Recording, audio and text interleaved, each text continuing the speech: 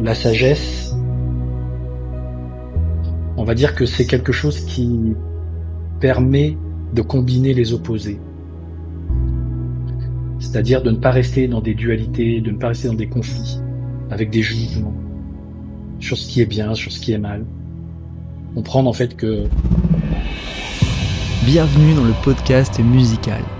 Je suis Jordan Serry et j'aime profondément amplifier la vie avec ma musique. Alors dans ce podcast, j'amplifie les précieux partages que nous offrent nos invités en les accompagnant avec une musique 100% improvisée. L'intention, c'est de t'offrir un pur moment d'inspiration et de beauté pour que tu continues d'avancer vers ce qui te fait le plus vibrer.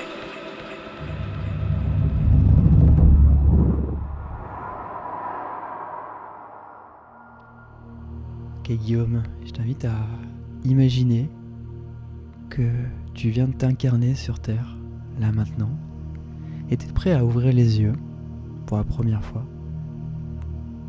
Est-ce que tu saurais me dire avec quoi tu es venu sur Terre? Qu'est-ce que ton âme a envie d'offrir aux humains, à la Terre, à la vie tout simplement? Est-ce que tu es venu avec des cadeaux particuliers? Quelque chose qui te donne de la joie d'offrir? Je te laisse t'approprier cette question et m'y répondre comme tu le sens.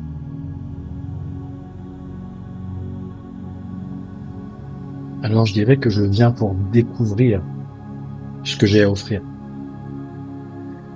C'est-à-dire que je ne sais pas, au moment où j'ouvre les yeux, pourquoi je suis là. Et je joue le jeu de la vie. Je vis ce qu'il y a à vivre et ressentir en rapport avec mon environnement, avec mes parents, avec ce monde tel qu'il est aujourd'hui. Et à partir de là, je cherche ce que j'ai envie d'y faire, ce que j'ai envie d'y apporter, comment j'ai envie d'évoluer dans ce monde-là. Et je cherche à reconnecter avec ce que je suis plus profondément, puisque finalement, j'ai oublié pourquoi je suis là. Et je m'identifie beaucoup à ce qu'on dit de moi, à l'être humain que je suis, au nom qu'on m'a donné, à cet être qui est arrivé dans cette famille. Et petit à petit, je me rends compte que mon origine est autre, que l'être que je suis est bien plus profond, bien plus élevé, au-delà de ce Guillaume que je crois être. Au-delà d'une personnalité qui se construit avec les interactions avec les autres, au-delà de cet ego qui veut exister, qui veut prouver, qui veut sentir qu'il a de la valeur. Et je réalise cette reconnexion avec soi, avec cette dimension supérieure, au-delà de moi, au-delà du petit moi. Ce soit plus spirituel, ce soit divin, qui transcende l'expérience humaine.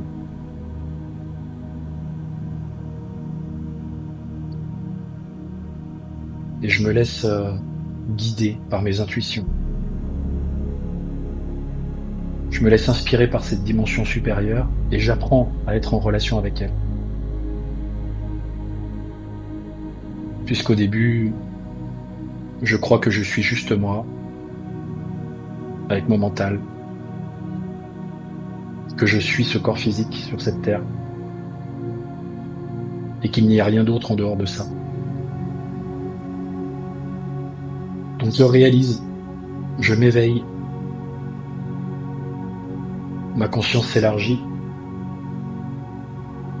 et je crée un lien, une relation d'amour avec cette dimension supérieure.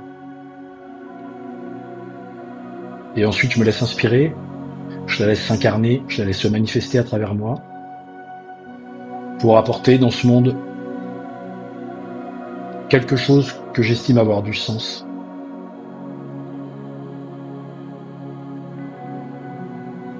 Ça me donne une raison d'être. Ça me permet d'apprendre et d'évoluer encore plus.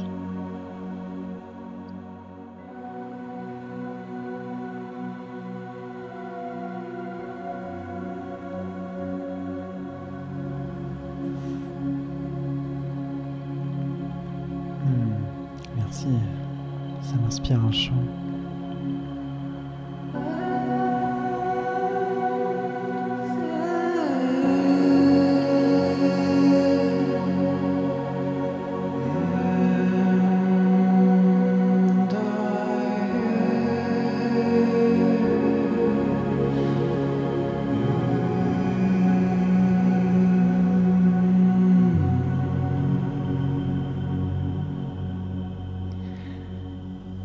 J'ai en face de moi un clavier avec derrière chaque note do, ré, mi, fa, sol, la, si, do, une question. Je t'invite à me donner une note qui va activer une question en aléatoire. Le La. Quel est le sens le plus profond de ton existence? Alors tu viens de... Je trouve que t'as pas mal répondu, mais si tu veux, tu peux... Ouais, vraiment le plus profond peut-être. À toi de sentir. Toujours mieux me connaître. Toujours être dans cette connaissance de soi, dans cette reliance.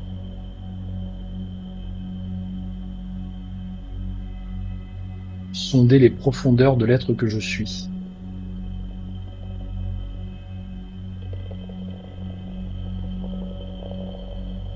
Et élargir ma conscience.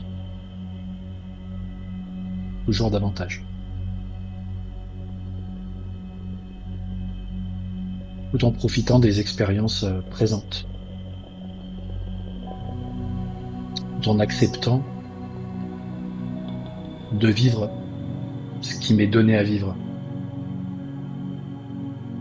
Peu importe d'où ça vient, peu importe si c'est quelque chose au-delà de moi qui m'invite à le vivre, peu importe si c'est simplement la vie qui est faite comme ça, qui est aléatoire, qu'il y a du hasard, ou s'il y a un algorithme divin qui se sert aussi des algorithmes aujourd'hui des réseaux sociaux pour créer des champs d'expérience, mettre les gens en connexion.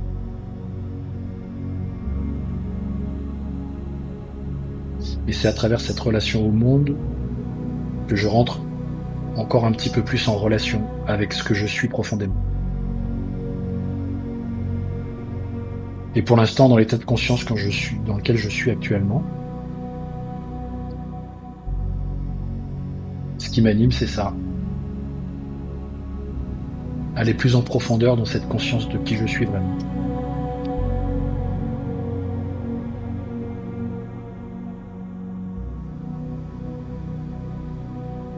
Et en faire l'expérience. Voir comment ça se traduit dans le monde. Voir ce que ça fait évoluer dans mon expérience de vie. Voir comment ça transforme ma réalité. Voir comment ça transcende ma réalité dans ce monde.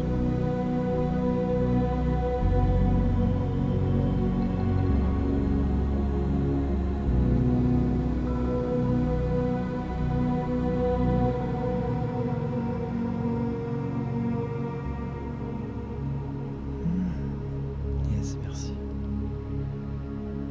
Est-ce que tu veux activer une prochaine note? Le Do. Quelle est la plus grande difficulté que tu aies vécue qui s'est finalement avérée être une source de bénédiction?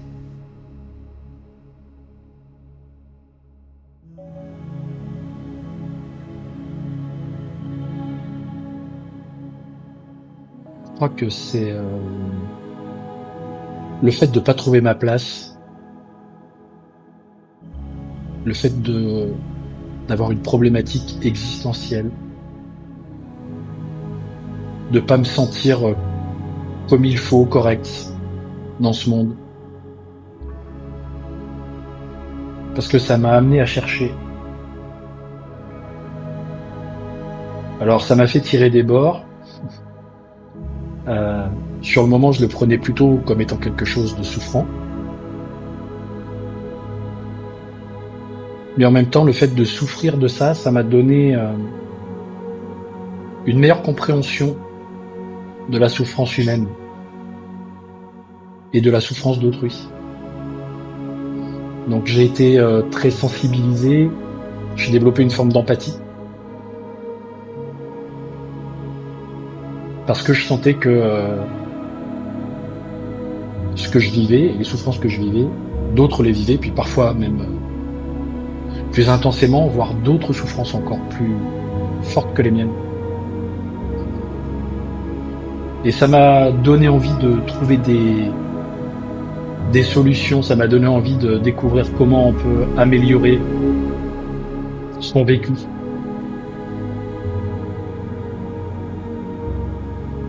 Comment on peut se sentir mieux dans sa peau, dans sa vie.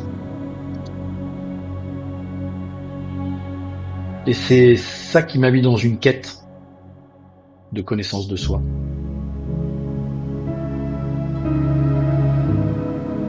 Et qui m'a mis dans une quête aussi de transmettre, d'accompagner. Après des années à avoir étudié ce sujet, à avoir exploré moi-même ce que je suis, à avoir corrigé des choses, à avoir soigné des choses en moi. J'ai découvert que j'étais passionné par ça et c'est ce qui m'a permis d'avoir envie d'aider les autres, d'avoir envie d'accompagner les autres dans ce type de chemin de réalisation de soi. Donc finalement, c'était le cadeau mal emballé, le cadeau caché derrière ma souffrance existentielle, mon mal-être existentiel. C'était de me faire me poser les bonnes questions, de trouver la bonne voie, de choisir les bonnes options, les bonnes solutions, pour ensuite permettre à d'autres d'emprunter ce type de chemin d'évolution.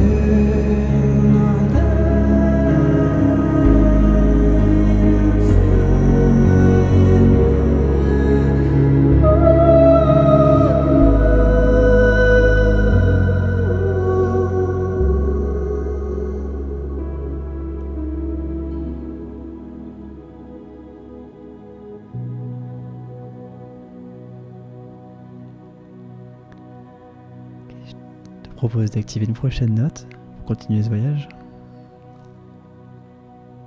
Le Ré. Si tu pouvais transmettre une seule clé de sagesse aux générations futures, quelle serait-elle ? L'amour de soi. La sagesse, c'est j'ai découvert que c'était ma valeur la plus haute. À un moment de ma vie où je me trouvais pas très sage, où je déconnais beaucoup. Et malgré tout, je sentais en moi quelque chose qui voulait grandir, qui voulait se révéler. Un potentiel de sagesse qui était là, mais qui trouvait pas son expression dans ma vie. Et je me suis aperçu que la sagesse, on va dire que c'est quelque chose qui permet de combiner les opposés. C'est-à-dire de ne pas rester dans des dualités, de ne pas rester dans des conflits, avec des jugements sur ce qui est bien, sur ce qui est mal. Comprendre en fait que ce que je vis bien ou mal sont les deux faces d'une même chose, d'une même réalité.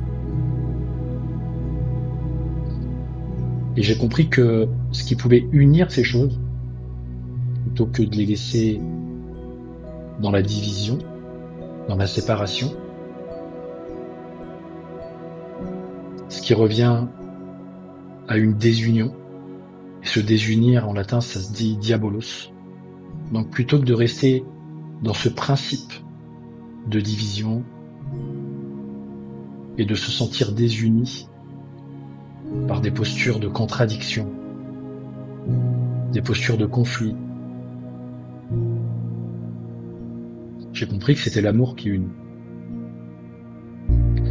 Mais souvent on veut l'amour à l'extérieur. On veut l'amour avec les autres. On veut se sentir aimé. On aimerait que Dieu nous aime, pour ceux qui croient en Dieu. Mais ce que j'ai découvert, en fait, c'est que se déresponsabilise. Quand on se déresponsabilise, donc les choses ne vont pas dans le sens qu'on veut. On a tendance aussi à culpabiliser ou à se culpabiliser ou à culpabiliser le monde extérieur. En se disant que c'est sa faute, si ça va pas, si je suis pas bien, si je souffre. Et souvent, on observe dans le monde autour de soi ce monde miroir, des reflets de soi, des reflets cachés, des reflets de ce qui se cache dans notre ombre à l'intérieur de nous.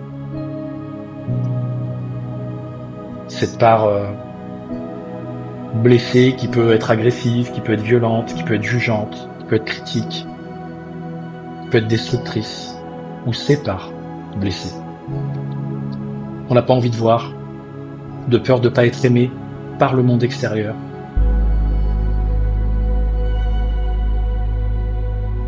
Parce qu'il faut montrer un idéal de soi, il faut montrer que les bons aspects de soi, que les aspects lumineux. Mais en voulant montrer que les aspects lumineux, on crée de l'ombre. On crée des monstres. On crée des démons à l'intérieur de nous. Donc pour moi, le mal, c'est pas un être extérieur. C'est un principe qui se joue à l'intérieur de nous, qui nous divise à l'intérieur de soi, qui nous fait porter des masques,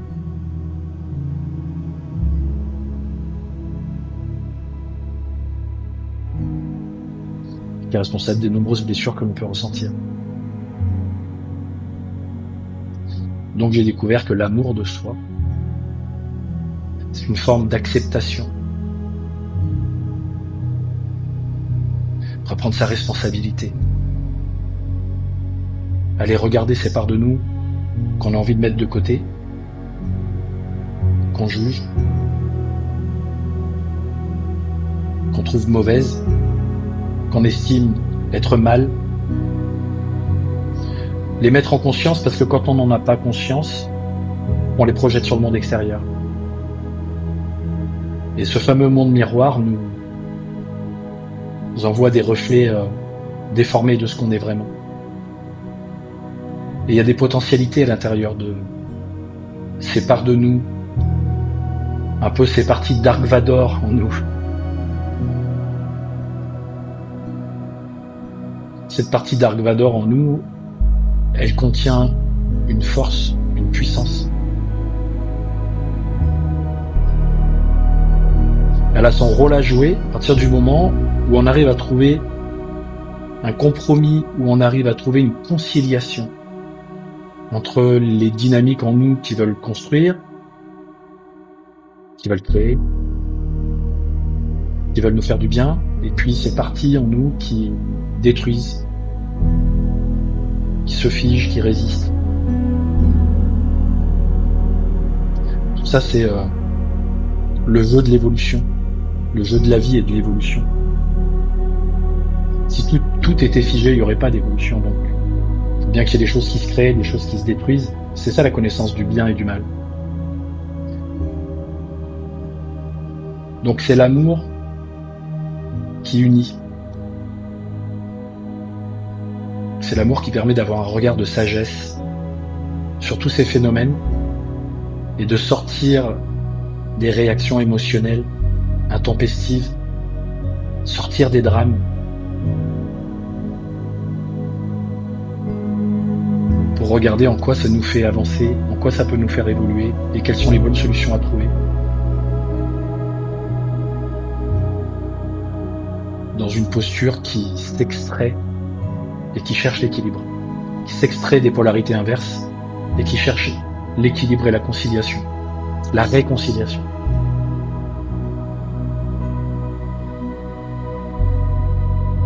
Et c'est un divin sentiment d'arriver à faire ça.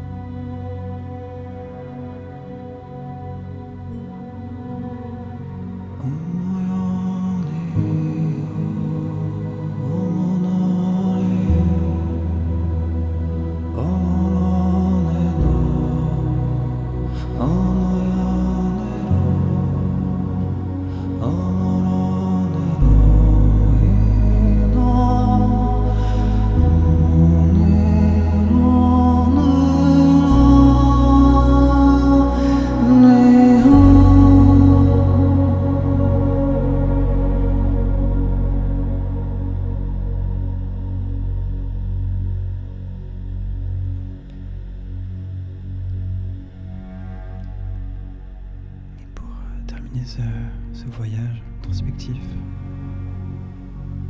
je t'invite à imaginer que ton cœur va s'arrêter de battre et que tu as la possibilité de partager un message du cœur, même si tu viens déjà de partager de beaux messages très inspirants. Mais là voilà, tu peux t'approprier cet espace, ça peut être un mot, ça peut être une phrase, ça peut être un long discours, ça peut être imaginer que ce message sera diffusé sur toutes les chaînes de partout ou simplement à quelques personnes. Voilà, vraiment, je t'invite à laisser venir ce dernier message imaginaire.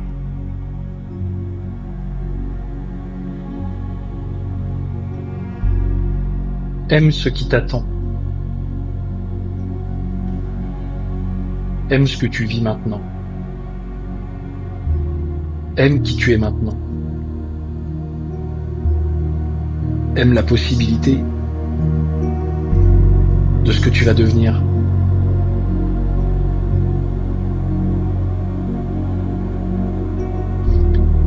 Ouvre-toi. Garde la foi.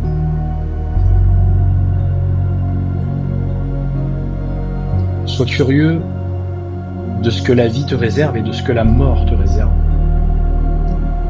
Finalement, peut-être que ce n'est qu'un passage vers une autre vie, vers autre chose, une autre forme d'existence.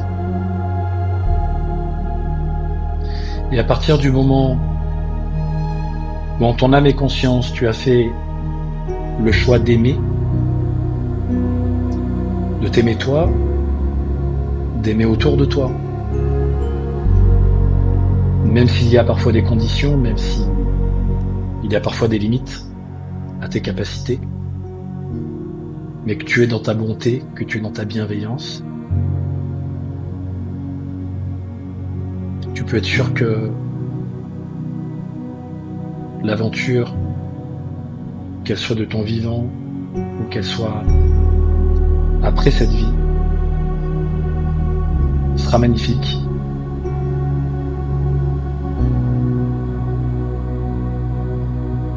et te remplira d'une joie et d'un bonheur que pour l'instant peut-être tu n'arrives pas à concevoir ou à percevoir.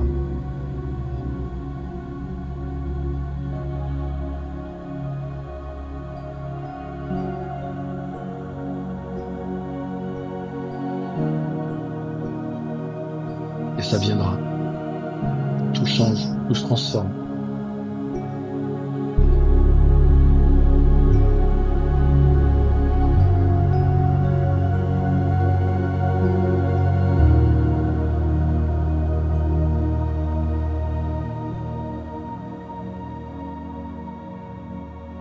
Tu es divin.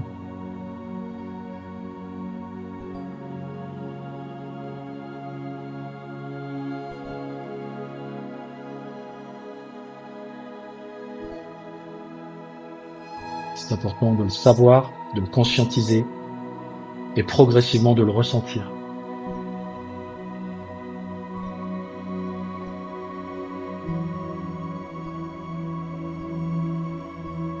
Et ton amour va grandir.